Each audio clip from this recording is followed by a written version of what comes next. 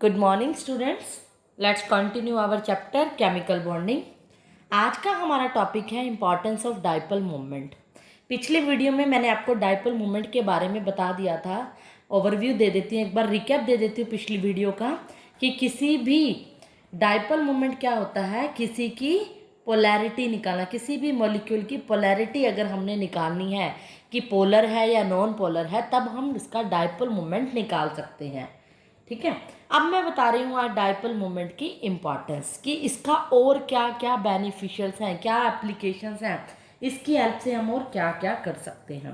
पहली तो जो कल वाली है, एक डिस्टिंग्विश बिटवीन, पहला पॉइंट तो आप यही लिख सकते हो अगर इम्पॉर्टेंस पूछे जाए, polar and non polar molecules, कि अगर हम ये बताना हो कि पोलर और नॉन पोलर मोलिक्यूल में क्या डिफरेंस है तो भी हम पता लगा सकते हैं बाय मेजरिंग डाइपोल मोमेंट। कैसे?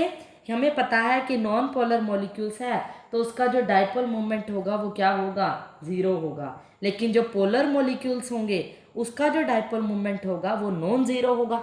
ये बात मैंने कल बताई थी, तो ये भी इसकी इंपॉर्टेंस में डाल सकते हो, इसको मैं डिटेल में बता चुकी हूँ। सेकेंड पॉइंट है डिग्री ऑफ पोलैरिटी के बारे में भी बताते हैं, किसी मॉलिक्यूल के अंदर कि कितना ज़्यादा पोलर होगा। डाइपोल मोमेंट ये आइडिया देता है डीप डिग्री ऑफ पोलैरिटी का, specially in diatomic molecules. Diatomic मैंने बताया था कल, जिसमें दो ही एटम्स होते हैं, जैसे HF, HCl, HBr, कोई ग्रेटर, अगर डाइपोल मोमेंट म्यू क्या होगा, ग्रेटर होगा, तो उसकी पोलैरिटी भी क्या होगी, ग्रेटर होगी। कि अगर किसी का डाइपोल मोमेंट ग्रेटर होगा म्यू, तो उसकी पोलैरिटी भी क्या होगी, ग्रेटर होगी। मान लेते हैं कि HF का जो डाइपोल मोमेंट है 1.78 डी है, और मान लेते हैं कि HCl का जो है 1.07 डी है। यहाँ पर डाइपोल मोमेंट किसका ग्रेटर है, 1.7, इसका ग्रेटर है, तो ये क्या होगा, ज़्यादा पोलर। इन दोनों में से अगर किसी का डाइपोल मोमेंट दिया है तब भी हम बता सकते हैं कि ये ज़्यादा पोलर है। Is that clear? Third point क्या है इंपॉर्टेंस का, शेप्स ऑफ मॉलिक्यूल्स, कि हम इससे मॉलिक्यूल्स की शेप्स भी डिसाइड कर सकते हैं on the basis of dipole moment. जैसे हमने बताया किसी भी मॉलिक्यूल्स के अंदर मोर देन 2 एटम्स होते हैं, लेकिन dipole moment 2 individual dipole moment of bond पे ही डिपेंड नहीं करता, बल्कि अरेंजमेंट ऑफ बॉन्ड पे भी डिपेंड करता है। अरेंजमेंट ऑफ बॉन्ड का क्या मतलब है, मीन्स इसका मतलब है कि बॉन्ड को कैसे अरेंज किया गया, इसकी शेप कैसी है, इसकी हेल्प से हम वो भी निकाल सकते हैं। जैसे मैं आपको एक एग्जांपल दे रही हूँ, मान लो वाटर का डाइपोल मोमेंट दिया हुआ है 1.85 डी, और कार्बन डाइऑक्साइड का जो डाइपोल मोमेंट है वो आपको 0 गिवन है। इट मीन्स कार्बन डाइऑक्साइड का जो डाइपोल मोमेंट है वो 0 है। 0 मतलब मैंने आपको कल बताया था कि अगर अपोजिट साइड में होंगे तो वो क्या हो जाएंगे, 0 हो जाएंगे। अपोजिट साइड का मतलब जैसे कार्बन डाइऑक्साइड है CO2, इस डायरेक्शन में भी कुछ डाइपोल मोमेंट होगा, इसमें भी, तो ओवरऑल म्यू कैंसिल हो जाएगा। मान लो इसमें +2 है, इस तरफ -2 है। डायरेक्शनल प्रॉपर्टी होती है ना ये, कुछ इस डायरेक्शन में कुछ इस डायरेक्शन में, एक में पॉजिटिव एक में नेगेटिव, ओवरऑल क्या होगी, 0। तो अब क्या कहेंगे, इसका म्यू क्या हो जाएगा, 0। कार्बन डाइऑक्साइड अगर म्यू क्या है, 0 है, तो इस तरह के मॉलिक्यूल को हम क्या कहेंगे, लीनियर मॉलिक्यूल। शेप कैसी होगी, जब अपोजिट डायरेक्शन में डाइपोल मोमेंट कैंसिल हो रहा है तो ऑब्वियसली उस टाइम इससे शेप भी पता चल जाती है कि मॉलिक्यूल की शेप कैसी होगी, लीनियर मॉलिक्यूल होगा, लीनियर शेप होगी। या अगर वाटर की बात करें, डाइपोल मोमेंट्स इसमें क्या होंगे, 2 बॉन्ड्स कैंसिल हो गए इसलिए 0 होगी। और जो वाटर की जो शेप है वो क्या है, नॉन लीनियर है। वाटर की शेप कुछ इस तरह से होती है, यहाँ इसके अकॉर्डिंग भी कुछ डाइपोल मोमेंट होता है, इसके अकॉर्डिंग भी, लेकिन वो क्या होता है, म्यू की वैल्यू कुछ ना कुछ होती है, एक्चुअल में इसकी ये होती है जैसे मैंने अभी बताया, नॉट इक्वल टू 0 है और कुछ ना कुछ बेंट शेप्ड है। तो यहाँ से हमें पता चल गया कि लीनियर शेप नहीं है, ये एंगुलर शेप है। तो इसका मतलब मॉलिक्यूल्स की शेप का भी हम पता लगा सकते हैं किसकी हेल्प से, डाइपोल मोमेंट के बेसिस पर। और क्या पता लगा सकते हैं जो कि इंपॉर्टेंट है, आयनिक करेक्टर इन ए मॉलिक्यूल, किसी भी मॉलिक्यूल के अंदर कितना आयनिक करेक्टर है ये भी हम पता लगा सकते हैं डाइपोल मोमेंट की हेल्प से।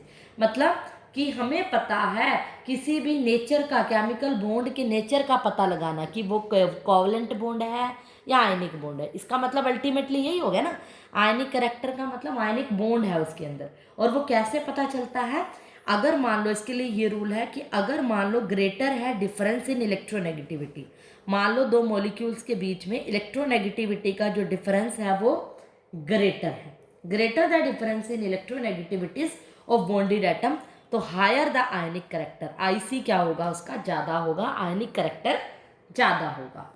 कैसे पता चला? एक्सपेरिमेंटली ऐसे देखा गया कि दो एटम्स के बीच के जो इलेक्ट्रोनेगेटिव डिफरेंस था, ए और बी है मान लो, उसका इलेक्ट्रोनेगेटिव डिफरेंस क्या था? 1.7 था। तो उनके बीच में देखा गया कि बॉन्ड 50% आयनिक था और 50% क्या था? कोवलेंट था। दोनों नेचर हो गए, आयनिक भी और 50% कोवलेंट भी, यानी 1.7 एक्सपेरिमेंटली ये वैल्यू निकाली गई।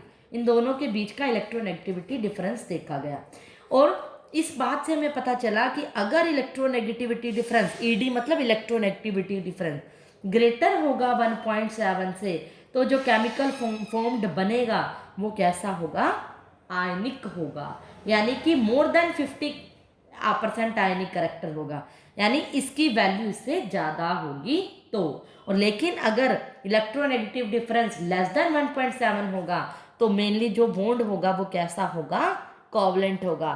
तो इस वैल्यू से हमें पता चल जाता था कि अगर हमें डिफरेंस पता चल गया दोनों का इलेक्ट्रोनेगेटिविटी का, तो इससे हम क्या पता लगा सकते हैं? ये larger the electronegativity difference larger will be the ionic character, उसके आयनिक करेक्टर का भी हम पता लगा सकते हैं। तो इस तरह से हमें पता चल जाएगा कि कौन ज़्यादा, किसमें ज़्यादा आयनिक करेक्टर है। और परसेंटेज कितना आयनिक करेक्टर है ये हम कैसे निकालेंगे? ये तो इलेक्ट्रोनेगेटिविटी डिफरेंस से पता चला, लेकिन परसेंटेज निकालने का फॉर्मूला होता है, परसेंटेज ऑफ आयनिक करेक्टर का होता है ऑब्जर्व्ड डाइपोल मूवमेंट, कि किसी का क्या कितना डाइपोल मूवमेंट है। ऑब्जर्व हमने क्या किया? बाय में dipole movement for complete ionic character, पूरे आयनिक करेक्टर के लिए डाइपोल मूवमेंट कितना है, मल्टीप्लाई में 100। ऑब्जर्व्ड डाइपोल मूवमेंट मतलब मान लो कोई भी, जैसे मान लो HCl की बात कर लो, मैंने HCl का एग्जांपल ले लिया कि HCl का मान लो मुझे ऑब्जर्व डाइपोल मूवमेंट ऑब्टेन हुआ 1.07 था, और इसकी मतलब मान लेती हूँ कि जो dipole movement for complete ionic character मैं निकाल लूँगी। वो कैसे निकाला जाता है? फॉर्मूले से। फॉर्मूला मैंने कल बताया था, mu is equal to q into d, charge into distance. Charge मान लेती हूँ, कोई भी चार्ज गिवन होएगी वैल्यू, इसकी मान लो 4.8 इंटू 10⁻⁻10 गिवन है। डिस्टेंस मान लेती हूँ 1.275 इंटू 10⁻⁻8, ये गिवन होगा कि ऐसे दो चार्ज पड़े हैं, प्लस क्यू और माइनस क्यू, ये इतने डिस्टेंस डी पे हैं, डी की वैल्यू दे रखी है, चार्ज दे रखा है। तो मतलब म्यू कहने का मतलब मेरा ये है कि जिस फॉर्मूले से निकलेगा वो क्या होगा? Dipole movement for complete ionic character. Formula तो आयनिक करेक्टर कंप्लीट को निकालता है। मान लिया वो वैल्यू क्या है? 6.12 आ गई, मल्टीप्लाई 100 करोगे तो ये क्या आ जाएगा? परसेंटेज आ गई कि आयनिक करेक्टर किसका कितना होगा, वो भी हम निकाल सकते हैं कि कितने % उसका आयनिक करेक्टर होगा by using the formula of dipole movement. तो इसीलिए ये इसकी इंपॉर्टेंस है। नेक्स्ट जो पॉइंट है, इससे हम सिस एंड ट्रांस आइसोमर्स के बीच में भी डिफरेंस बता सकते हैं कि कोई भी जो मॉलिक्यूल होगा वो सिस होगा या ट्रांस होगा। कैसे कैसे पता चलेगा? देखो कि अगर मान लो, पहले मैं आपको सिस और ट्रांस के बारे में बता देती हूँ कि ये हमेशा सिस और ट्रांस का पता लगाया जाता है कोई अनसैचुरेटेड के बीच में। अनसैचुरेटेड का मतलब है जब किसी भी मॉलिक्यूल के अंदर डबल बॉन्ड या ट्रिपल बॉन्ड है। मेनली जो अनसैचुरेटेड, यहाँ पर डबल बॉन्ड का यूज़ किया जाता है जब हमने ये बताना हो कि कोई मॉलिक्यूल सिस है या ट्रांस है। पहले मैं आपको इसकी पहचान बता देती हूँ। मान लो कोई मॉलिक्यूल ले लिया मैंने इस तरह से, Cl, ये क्या है? CH2Cl2, ये मॉलिक्यूल है CH2Cl2। कार्बन ने 4 बॉन्ड बनाए हैं, 2 हाइड्रोजन और 2 क्लोरीन के साथ। मान लेती हूँ ये इस तरह से बनाए हैं, और हो सकता है CH2Cl2 इस तरह भी बनाए। क्लोरीन ये इस तरफ आ गया, एक इस तरफ आ गया, एक हाइड्रोजन इस तरफ और एक इस तरफ। आपने क्या देखना होता है? कार्बन से जो डबल बॉन्डेड कार्बन से जो एटम अटैच है, इलेक्ट्रोनेगेटिव एटम को देखना है। अगर वो एक सेम साइड पे अटैच है, ये सेम साइड पे अटैच है, क्लोरीन क्या है? हाइड्रोजन से ज़्यादा इलेक्ट्रोनेगेटिव है। अगर ये सेम साइड पे अटैच है, सेम साइड पे जुड़ा हुआ है, तो ये कैसा आइसोमर? एक्चुअल में ये आइसोमर्स होते हैं। आपने 10th क्लास में आइसोमेरिज्म्स के बारे में पढ़ा था ना कि उसका मोलिकुलर फॉर्मूला तो सेम होगा लेकिन उसका स्ट्रक्चर डिफरेंट होगा। यहाँ पर दोनों ही CH2Cl2 हैं लेकिन इसका स्ट्रक्चर डिफरेंट है। क्लोरीन इसमें सेम साइड पे है और यहाँ पर क्लोरीन क्या है, अपोजिट साइड पे है। तो इस तरह का बोलते हैं ट्रांस। जब उल्टा होता है तो बिल्कुल ट्रांस होता है। और जब सेम साइड पे होते हैं तो उसका mu is not equal to zero. यहाँ पर अपोजिट साइड होने से बिल्कुल कैंसिल हो जाता है। आमने सामने जब भी कोई डायपोल मूवमेंट होता है ना, एग्जैक्टली वो कैंसिल हो जाता है और कैंसिल होकर वो जीरो बन जाता है। और हमें पता है म्यू इक्वल टू जीरो हो गया, तो इससे हमें यहाँ से मुझे पता चल गई वैल्यू। इसका म्यू क्या है, अगर जीरो है तो आप क्या कहोगे, वो ट्रांस है। अगर mu not equal to zero है, कोई ना कोई कांस्टेंट वैल्यू है, तब आप क्या कहोगे, ये कैसा आइसोमर है, सिस आइसोमर है। कि इसके बेसिस पे हम सिस और ट्रांस आइसोमर का भी पता लगा सकते हैं। किसकी हेल्प से पता चला मुझे, डायपोल मोमेंट के। डायपोल मोमेंट का आप रफली आइडिया कैसे लगाओगे, अगर मॉलिक्यूल अपोजिट साइड पे है तो वो कैंसिल हो जाता है और इसकी वैल्यू जीरो हो जाती है। एक लास्ट जो पॉइंट है इसका, किसमें डिस्टिंग्विश कर सकते हैं किसी भी मॉलिक्यूल की, ortho, Meta and para isomers के बीच में भी डिफरेंस हम बता सकते हैं डायपोल मोमेंट के बेसिस पर। पहले तो मैं आपको आइसोमर की, मैंने वही आइसोमर वही रहेगा, स्ट्रक्चर सेम होगा, मॉलिक्यूल सेम होगा, लेकिन मॉलिक्यूलर फॉर्मूला सेम होगा लेकिन स्ट्रक्चर डिफरेंट होगा, लेकिन पोजीशन अलग अलग होगी। मान लो कोई भी जो ये पोजीशन निकाली जाती है ना, ऑर्थो, पैरा और मेटा, ये आगे ऑर्गेनिक में भी आएंगे सिस ट्रांस के बारे में, तो थोड़ा सा हिंट आपको यहाँ ही मिल गया। ऑर्थो, पैरा और मेटा को जो बताया जाता है वो एरोमेटिक कंपाउंड्स के अंदर बताया जाता है, जहाँ पर बेंजीन रिंग होती है। ये बेंजीन रिंग का फॉर्मूला होता है, ये हर कॉर्नर पे क्या होता है, कार्बन, और इसके साथ कुछ भी नहीं लगा रखा तो मतलब ये हाइड्रोजन होती है। बेंजीन का फॉर्मूला होता है C6H6। ये क्या है, कार्बन 6, 1 2 3 4 5 6, और हर पोजीशन पे क्या है, अल्टरनेट पोजीशन पे डबल बॉन्ड है और यहाँ पर हाइड्रोजन अटैच होती है। ये कुछ नहीं लगा तो मतलब हाइड्रोजन है। तो इसकी डिटेल मैं आपको ऑर्गेनिक में दूंगी कि बेंजीन कैसा होता है। यहाँ पर सिर्फ इसके आइसोमर्स के बारे में पढ़ोगे, ortho, Meta and para isomers. अगर मान लो बेंजीन रिंग की ये वाली जो पोजीशन है, यहाँ पर कोई कंपाउंड लगा है, यहाँ या ये होती है ऑर्थो पोजीशन, यहाँ पर कोई मॉलिक्यूल लगा है यहाँ, ये होती है इसकी मेटा पोजीशन, और अगर मान लो इसके बिल्कुल अपोजिट लगा है तो वो होती है इसकी पैरा पोजीशन। इसी तरह मैं आपको एक एग्जांपल लेके बता रही हूँ। अगर मान लो इसके अंदर कोई कंपाउंड है जिसमें ऑर्थो, मेटा एंड पैरा है, मान लो बेंजीन रिंग के अंदर यहाँ कौन सी पोजीशन अभी मैंने बताई थी, ऑर्थो पोजीशन पे क्लोरीन लगा है, और यहाँ क्लोरीन के इसके मेटा पोजीशन पे क्लोरीन लगा दिया, और यहाँ पर मैं क्या करूँगी, इसके पैरा पोजीशन पे क्लोरीन लगा दिया। मैंने आपको कहा था अपोजिट साइड में कोई ग्रुप है वो कैंसिल होता है, जिसका डायपोल मोमेंट जीरो होता है। यहाँ पर कोई भी अपोजिट नहीं है, कैंसिल नहीं होगा, इसीलिए पैरा का जो म्यू की वैल्यू होगी वो जीरो होगी। और हमें पता है जिसमें पी आइसोमर जीरो हो जाएगा तो इसके बेसिस पर हम ये बता देंगे, जिसमें जीरो होता है तो अपोजिट है, और अपोजिट है तो ये पता चल गया ये कैसा आइसोमर है, पैरा आइसोमर। और जो डायपोल मोमेंट होता है ऑर्थो आइसोमर का थोड़ा सा ज़्यादा होता है एज कंपेयर टू मेटा। क्यों, ऑब्वियसली देखो यहाँ पर तो बिल्कुल कैंसिल हो रहा है और यहाँ पर थोड़े कम चांस है, और यहाँ तो बहुत ही ज़्यादा क्लोज है, इसीलिए इसकी वैल्यू थोड़ी सी रफली हमें आइडिया लग जाता है, थोड़ी सी ज़्यादा होती है, और मेटा की थोड़ी सी कम होती है एज कंपेयर टू ऑर्थो, और पैरा की तो बिल्कुल ही ज़ीरो होती है। जैसे जैसे ये ग्रुप क्लोज आता जाता है उसकी वैल्यू डिक्रीज होती जाती है। तो आप सिर्फ वैल्यू के बेसिस पे बता दोगे, जितनी वैल्यू कम डिस्टेंस भी क्या होता जाएगा, दूर होता जाएगा, डिस्टेंस बढ़ता जाएगा। यहाँ वैल्यू ज़्यादा थी तो डिस्टेंस इनके बीच में बहुत कम था, यहाँ वैल्यू कम हो गई तो पोजीशन डिस्टेंस और बढ़ गया, यानी मेटा पोजीशन हो गई।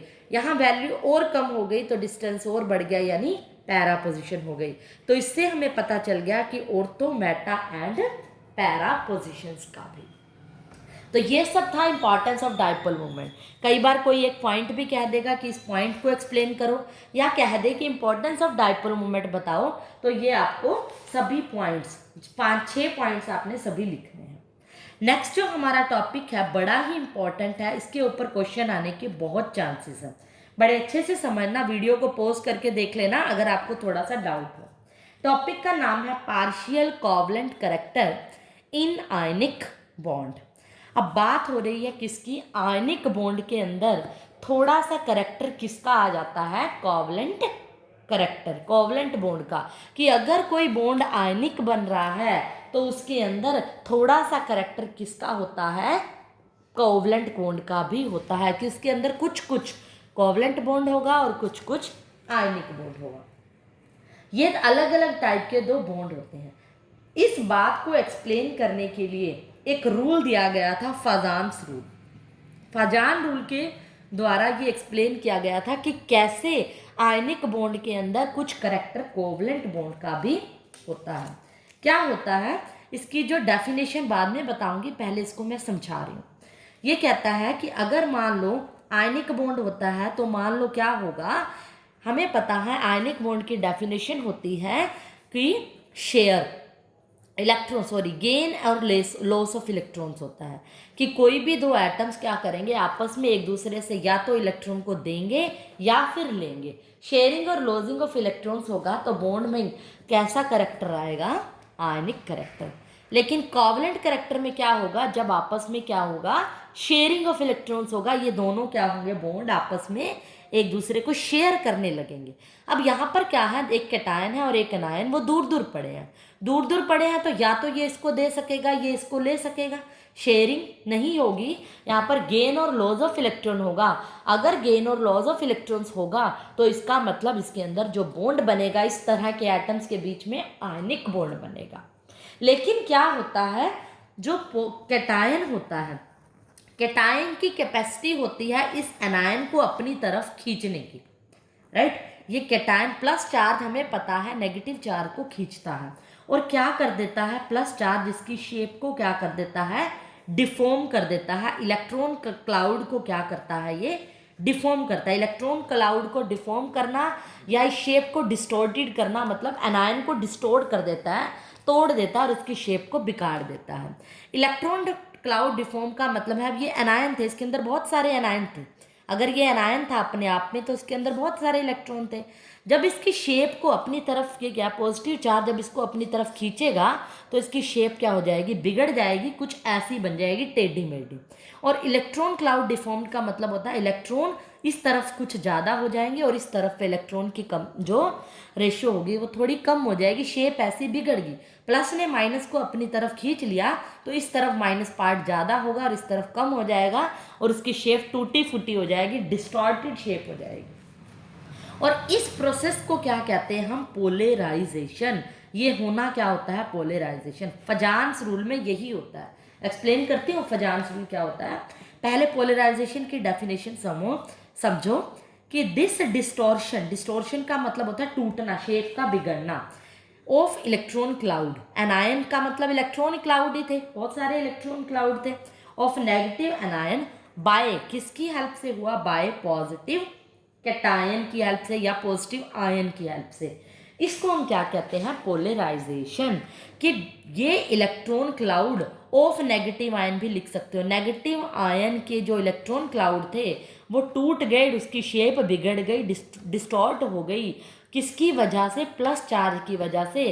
और इस प्रोसेस को हमने क्या कहा, पोलराइजेशन। पोलर होना, पोलर का मतलब मैंने बताया था एक पोल जिसका पॉजिटिव और एक नेगेटिव।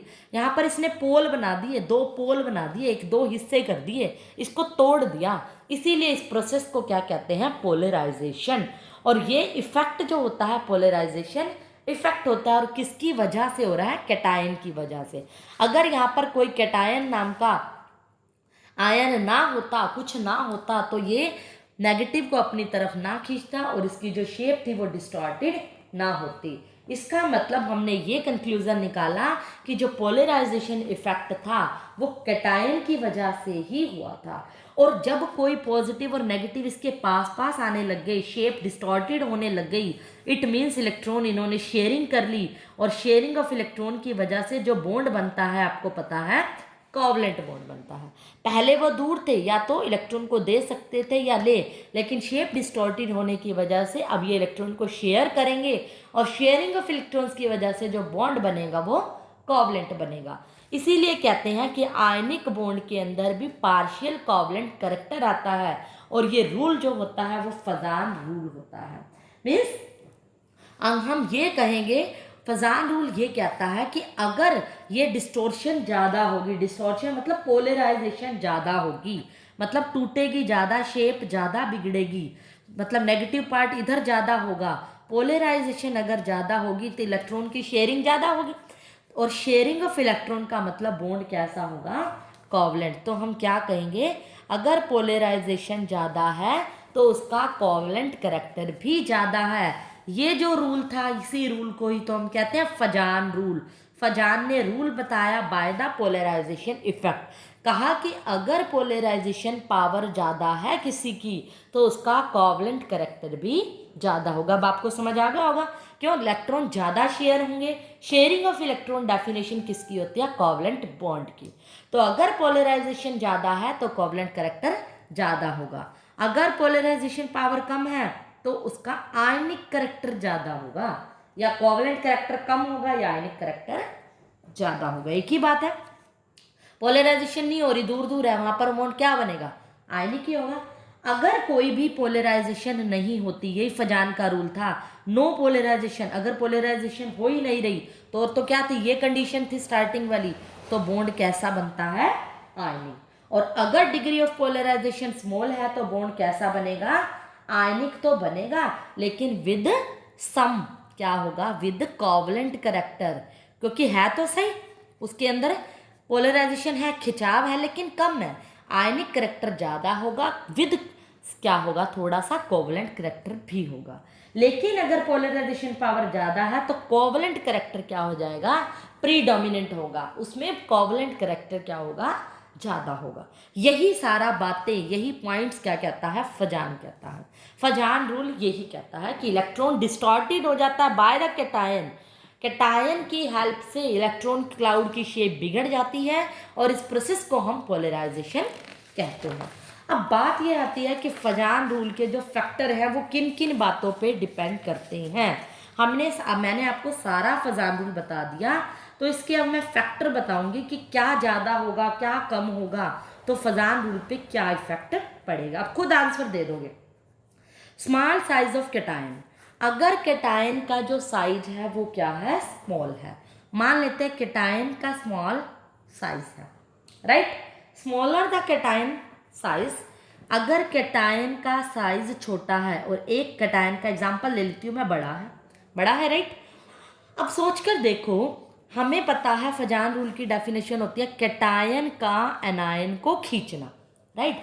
चाहे कैटायन भी है तो कैटायन है, बहुत सारे एटम के अंदर प्लस चार्ज है, और यहाँ पर क्या है, बड़े एटम के अंदर प्लस चार्ज है, राइट।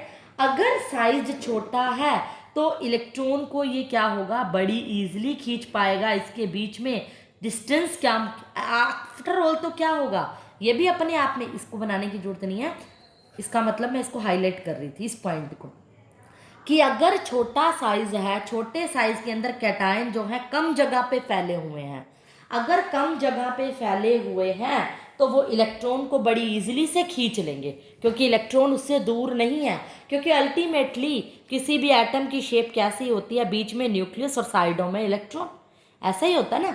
यहाँ पर क्या है, अगर स्मॉल साइज है कैटायन का, छोटा साइज है, इलेक्ट्रॉन कम जगह पे फैले हुए हैं, अगर इलेक्ट्रॉन जो चार्ज है प्लस चार्ज वो कम जगह पे फैला हुआ है, तो उसको खींचने की जो टेंडेंसी होगी वो भी क्या होगी, ज़्यादा होगी। साइज की बात कर रही हूँ, सोच कर देखो, अगर कैटायन का साइज छोटा है, साइज छोटा होगा तो पोलराइजेशन पावर क्या होगी, ज़्यादा होगी। अगर क्या होगा, बड़ा साइज होगा तो प्लस चार्ज दूर दूर फैल जाएंगे, और दूर दूर फैल जाएंगे तो क्या होगा, कम उधम मचाएंगे। अब कोई भी बच्चे हैं ग्राउंड में, इधर उधर बिखेर दो उनको, तो वो क्या होंगे, अपना अपना दूर दूर खेलने लग जाएंगे। लेकिन अगर ये पास पास हो जाए तो ये ज़्यादा उधम मचाएंगे। ज़्यादा उधम मचाना मतलब पोलराइजेशन ज़्यादा करना, उधम मचाना यहाँ पर क्या है, डिस्टोर्टेड करना, इसकी शेप को पोलराइज करना।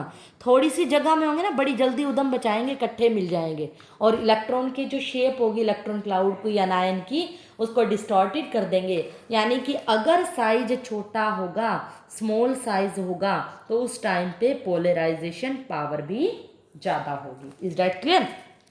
क्योंकि वो थोड़ी सी जगह पे मिलके उधम मचाएंगे, उधम मचाना शेप को बिगाड़ेंगे, पोलराइजेशन पावर ज़्यादा होगी। बिल्कुल फजान रूल ही है जो बताया था। अगर मैं कह दूं कि लार्ज चार्ज होगा, पहले मैं साइज की बात कर रही थी कैटायन की, अब मैं लार्ज कैटायंस के ही फैक्टर बता रही हूँ, सिर्फ प्लस प्लस चार्ज की बात कर रही हूँ। अगर कैटायन पे चार्ज ज़्यादा हो जाए तो क्या होगा, मतलब एक कैटायन के ऊपर क्या है, किसी के ऊपर +3 चार्ज है, एक कैटायन के ऊपर +4 चार्ज है। जितना ज़्यादा चार्ज ज़्यादा होगा उतनी पावर उसकी ज़्यादा होगी। साइज की बात नहीं कर रही, साइज दोनों के इक्वल नहीं है, जगह बराबर ही है, ग्राउंड बराबर ही है, लेकिन बंदे ज़्यादा होंगे इस बार। ऑब्वियसली जितने ज़्यादा बंदे होंगे उतने ज़्यादा उधम मचाएंगे। ग्राउंड अब बराबर ही है, एक छोटा सा कमरा इसके पास है, एक छोटा सा इसके पास है, दोनों ने इलेक्ट्रॉन को खींचना है। किसकी पावर ज़्यादा है, प्लस की नेगेटिव को खींचने की पावर ज़्यादा है। अपोजिट चार्ज क्या करते हैं, unlike charge attract each other, तो जिसकी पावर ज़्यादा वो अट्रैक्शन ज़्यादा करेंगे। तो चार्ज ऑन कैटायन अगर ज़्यादा होगा, लार्ज होगा साइज कैटायन का, तो भी पोलराइजेशन पावर ज़्यादा होगी। साइज छोटा होना चाहिए, जगह कम होनी चाहिए, लेकिन चार्ज ज़्यादा होनी चाहिए कैटायन के केस में। अब बात करते हैं फैक्टर के, एनायन के फैक्टर की। Third factor size of anion, anion भी लिख सकते हो, मैं डायरेक्ट लार्ज साइज लिख रही हूँ। अगर एनायन का साइज बढ़ जाए तो सोच के देखो, ये कैटायन है, ये एनायन है, कोई ये एनायन है, इस कैटायन के पास एक ये छोटा एनायन है, एक ये छोटा है और एक ये बड़ा है। अब बड़ा एनायन है तो पोलराइजेशन इफेक्ट पर क्या इफेक्ट पड़ेगा, पोलराइजेशन पर हमें पता है, चाहे कोई भी एनायन है उसके अंदर तो एटम ही होता है, साइड में इलेक्ट्रॉन है। चाहे कोई भी है तो अपने आप में एटम, इसका न्यूक्लियस है, इलेक्ट्रॉन हो जाएंगे, इसको मैं एनायन ही कंसीडर करूंगी। ये कंफ्यूज नहीं होना, है ये एनायन ही, लेकिन इस एनायन के अंदर भी तो न्यूक्लियस होगा, समझ रहे हो ना। अब यहाँ पर क्या होगा, इस न्यूक्लियस और इलेक्ट्रॉन के बीच का डिस्टेंस कम है, लेकिन इस न्यूक्लियस और इस डिस्टेंस के बीच में, इलेक्ट्रॉन के बीच में डिस्टेंस क्या है, कम है। सॉरी, इसके बीच में डिस्टेंस कम है और इसके बीच में थोड़ा सा डिस्टेंस ज़्यादा है। तो इलेक्ट्रॉन का अगर साइज ज़्यादा है तो पोलराइजेशन पावर भी क्या होगी, इससे इसने डिस्टॉर्ट होना है। अब देखो, डिस्टॉर्ट मतलब अपनी शेप को बिगाड़ना है। अगर इसका साइज ज़्यादा है तो इसकी शेप ज़्यादा अच्छे से बिगड़ेगी। यहाँ पे छोटी सी जगह में मुझे क्या पता चलेगा शेप बिगड़ी है, ये तो पहले ही छोटा था, मुझे और डिस्टॉर्शन तो नज़र ही नहीं आएगा। लेकिन ये बड़े सारे की शेप बिगड़ेगी तो मुझे पता चलेगा कि हाँ वाकई इसकी शेप बिगड़ी है, क्योंकि हमें पता है फजान रूल में क्या होता है, प्लस के द्वारा नेगेटिव की शेप को बदल दिया जाता है, डिस्टॉर्ट किया जाता है, डिफॉर्म किया जाते हैं इलेक्ट्रॉन को, शेप का बिगड़ना। और अगर साइज इसका एनायन का बड़ा होगा, इसके बीच में डिस्टेंस कम होने की वजह से, इसमें ज़्यादा होने की वजह से न्यूक्लियस इसको पकड़ लेगा, इसकी शेप को नहीं बिगड़ने देगा और इसमें शेप जल्दी बिगड़ेगी। डिस्टॉर्शन होना, डिफॉर्मेशन होना ही पोलराइजेशन पावर होता है। कि पोलराइजेशन पावर कब बढ़ेगी, जब एनायन का साइज बढ़ेगा। तो हम क्या कहेंगे, साइज ऑफ एनायन अगर ज़्यादा होगा तो उसकी पोलराइजेशन पावर भी ज़्यादा होगी। आगे बात समझ। लास्ट, इससे एनायन का जो फैक्टर की बात कर रही हूँ, वो एनायन का चार्ज पे क्या इफेक्ट है, जो फोर्थ फैक्टर है। फोर्थ फैक्टर है चार्ज ऑन एनायन, एनायन के चार्ज पे क्या इफेक्ट करेगा। अगर मान लो एनायन के ऊपर भी चार्ज ज़्यादा है, मान लो ये प्लस है, ये नेगेटिव है, कोई बी है, बी नेगेटिव है, ये प्लस है और ये बी के ऊपर 3 नेगेटिव है, यहाँ पर 1 नेगेटिव है, यहाँ पे 2 नेगेटिव। ऑब्वियसली यहाँ इलेक्ट्रॉन ज़्यादा है, डिस्टॉर्शन होने के चांसेस ज़्यादा है, प्लस इसको बहुत सारा खींच लेगा, बहुत सारा खींचेगा, ज़्यादा शेप बिगड़ेगी, डिस्टॉर्शन ज़्यादा होगा, पोलराइजेशन ज़्यादा होगी। और पोलराइजेशन ज़्यादा होना ही तो क्या कहता है फजान रूल, पोलराइजेशन पावर ही तो है। मीन्स चार्ज ज़्यादा होगा एनायन का तो पोलराइजेशन पावर भी ज़्यादा होगी, कैटायन का चाहे एनायन का। अगर चार्ज ज़्यादा है तो पोलराइजेशन पावर भी ज़्यादा होगी। मान लो कोई आयन है Cl नेगेटिव, कोई एनायन है X2 नेगेटिव है, तो किस में डिस्टॉर्शन ज़्यादा है, अगर चार्ज नेगेटिव ज़्यादा है। सेम इसी तरह कैटायन में Na पॉजिटिव है और इधर Ba2 पॉजिटिव है, चार्ज ज़्यादा किसका है, बैरियम का, तो डिस्टॉर्शन भी किसकी होगी, बैरियम की। तो ये बातें मैं एक्सप्लेन कर चुकी हूँ। Last but not least, which is very important factor, electronic configuration. Electronic configuration of cation पे कैसे पोलराइजेशन इफेक्ट मैटर करता है। कहता है कि कोई भी कैटायन अगर इसकी कॉन्फ़िगरेशन क्या है, 18 इलेक्ट्रॉन शेल कॉन्फ़िगरेशन है। अब 18 इलेक्ट्रॉन शेल कॉन्फ़िगरेशन क्या होती है, जिसको हम क्या कहते हैं, सूडो इनर्ट गैस कॉन्फ़िगरेशन भी कहते हैं। सूडो का मतलब क्या बाद में बताऊंगी। इनर्ट गैस कॉन्फ़िगरेशन मैंने आपको इनर्ट गैसेस, नोबल गैसेस की कॉन्फ़िगरेशन बताई थी NH2NP6, याद है आपको, NH2NP6 बताई थी। और जो क्या थी, इनर्ट गैसेस, नोबल गैसेस की जनरल कॉन्फ़िगरेशन थी, मैंने कहा था ये क्या होती है, स्टेबल होती है। अब सूडो का मतलब होता है, वहाँ पर तो क्या है, इसके अंदर 8 इलेक्ट्रॉन्स होते हैं इनर्ट में, लेकिन कैटायंस के अंदर ये कौन सी कॉन्फ़िगरेशन की बात कर रही हूँ, 18 electron shell configuration. 18 electron shell का मतलब जिसके वैलेंस शेल में 18 इलेक्ट्रॉन होंगे। तो कैसी होगी, NH2 NP6 N-1D10। Obviously D तो N-1 ही होता है, तो कॉन्फ़िगरेशन कैसी होगी, N-1D10 या ND10 कह लो, जनरल हमने बात करनी है, जो तो हमें पता ही है क्या होगा कि ND10 है। अगर उसकी कॉन्फ़िगरेशन ऐसी है, 2 और 6 8 और 10 18, वैलेंस शेल में कितने इलेक्ट्रॉन है, 18 इलेक्ट्रॉन है। और इस तरह की कॉन्फ़िगरेशन को हम बोलते हैं सूडो इनर्ट गैस कॉन्फ़िगरेशन, मतलब जो फुली फिल्ड है, Sb Pb और Db, और इनर्ट गैस की तरह नजर आ रहे हैं, क्योंकि इसके अंदर क्या थे, 8 इलेक्ट्रॉन थे, S और P फिल थे, इसमें S P और D तीनों पूरे पूरे फिल हैं, यहाँ पर S और P पूरे फिल थे, तो इनर्ट गैस की तरह दिखते हैं, इसीलिए इसको हम बोलते हैं सूडो। सूडो वर्ड का मतलब होता है एक्चुअल में वैसे नहीं होते, बट उसके जैसे दिखते हैं। यहाँ पर ये एक्चुअल में इनर्ट गैस कॉन्फ़िगरेशन नहीं है, बट ये नजर आ रही है इनर्ट गैस की तरह, इसीलिए इस कॉन्फ़िगरेशन को बोलते हैं सूडो इनर्ट गैस कॉन्फ़िगरेशन। कहता है कि जिसकी सूडो इनर्ट गैस कॉन्फ़िगरेशन होगी उसका पोलराइजेशन पावर भी ज़्यादा होगी, ये रूल है। कैसे, अगर मान लो कोई भी एनायन है, कोई आयन है, Na, सोडियम का कॉन्फ़िगरेशन करो, देखो 1s2 2s2 2p6, 2 2 4 और 6 10 3s1। अगर इसकी कैटायन की बात कर रही हूँ मैं, अच्छे से पॉइंट पढ़ो, इलेक्ट्रॉनिक कॉन्फ़िगरेशन ऑफ कैटायन की बात कर रही हूँ, किसी पर्टिकुलर एटम की बात नहीं कर रही। अगर सोडियम का कैटायन लेंगे तो एक इलेक्ट्रॉन माइनस करना पड़ेगा, राइट, तो एक इलेक्ट्रॉन कहाँ से घटेगा, आउटर मोस्ट से, तो इसकी वैलेंस शेल में इलेक्ट्रॉन कितने होंगे, 2s2 2p6। अगर मैं कहती हूँ कि इसके आयन्स हैं, कोई आयन है जिसका साइज सेम है, लेकिन इसके अंदर हमें पता है 8 इलेक्ट्रॉन है, और दूसरी तरफ मैं कॉपर की कॉन्फ़िगरेशन करती हूँ, कॉपर के आयन की कॉन्फ़िगरेशन कर रही हूँ Na पॉजिटिव, कॉपर पॉजिटिव में क्या होंगे, 18 इलेक्ट्रॉन होंगे। जब इसकी कॉन्फ़िगरेशन करोगे 3s2 3p6 3d10 होगी। वैसे 4s1 होती है, एक इलेक्ट्रॉन निकाल दोगे तो क्या हो जाएगी, 3d10 हो जाएगी। आप करके देख लेना, कॉपर की इलेक्ट्रॉनिक कॉन्फ़िगरेशन में बता चुकी हूँ। कॉपर की करोगे तो ये आएगी। इसमें भी क्या है, इसमें क्या थी, इनर्ट गैस कॉन्फ़िगरेशन थी, NH2 और NP6 है, लेकिन कॉपर पॉजिटिव की NH2 NP6 और ND10 ये सूडो इनर्ट गैस कॉन्फ़िगरेशन है। तो क्वेश्चन पूछा जाता है Na पॉजिटिव और कॉपर पॉजिटिव में से किसकी क्या होगा, पोलराइजेशन पावर ज़्यादा। तो रूल कहता है कि जिसकी सूडो इनर्ट गैस कॉन्फ़िगरेशन होगी उसकी पोलराइजेशन पावर ज़्यादा होगी, ये रूल है। तो इन दोनों में से पोलराइजेशन पावर किसकी ज़्यादा, जिसकी कॉन्फ़िगरेशन सूडो है, ये सूडो है, तो पोलराइजेशन पावर किसकी ज़्यादा, इसकी। आई बात समझ।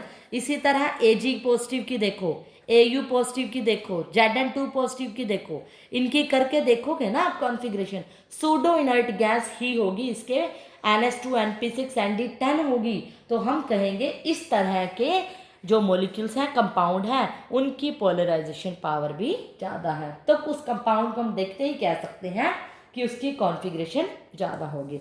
तो ओवरऑल फजान रूल क्या कहता है कि और हमें पता है कोवलेंट करैक्टर भी उसका ज़्यादा होता है जिसकी पोलराइजेशन पावर ज़्यादा होती है, बताया। तो ओवरऑल फजान रूल का लास्ट में हमने क्या कंक्लूजन पढ़ा, एक तो साइज जो होना चाहिए, कैटायन का जो साइज होना चाहिए वो स्मॉल होना चाहिए, स्मॉल साइज होना चाहिए कैटायन का, लार्ज साइज होना चाहिए एनायन का साइज ज़्यादा होगा, और लार्ज चार्ज होगा किस पे, कैटायन एंड एनायन का, दोनों पे चार्ज दोनों का ज़्यादा होना चाहिए, और जो कॉन्फ़िगरेशन होनी चाहिए 18 इलेक्ट्रॉन शेल, तो उन सब की पोलराइजेशन पावर ज़्यादा, तो कोवलेंट कैरेक्टर ज़्यादा। यही फजान रूल का कंक्लूजन है।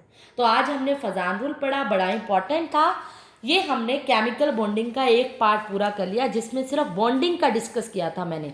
अब तक आयनिक और कोवलेंट बॉन्ड का जिक्र किया, और लास्ट टॉपिक में तो आयनिक और पार्शियल कोवलेंट बॉन्ड का जिक्र, दोनों का मिक्सअप कर लिया।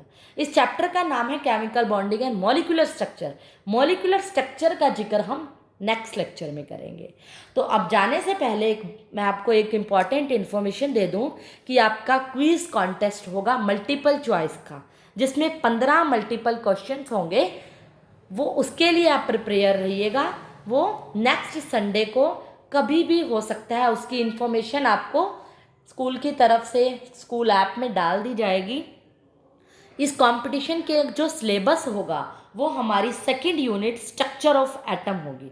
तो उस यूनिट को प्रिपेयर कीजिएगा, उसके न्यूमेरिकल्स, उसके एमसीक्यूज, वही हमारा क्विज का सिलेबस है।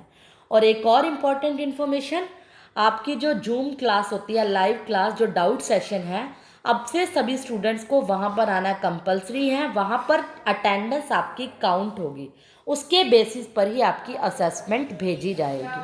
Otherwise no assessment should be there. तो आपको जूम क्लास पे आना है और क्विज के लिए प्रिपेयर रहना है। That's all.